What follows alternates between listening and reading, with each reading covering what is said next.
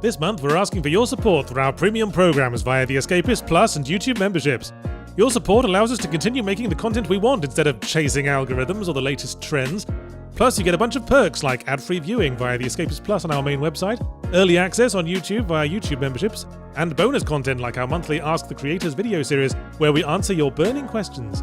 Thanks in advance for your continued support. Guilt, bat eyelashes, etc.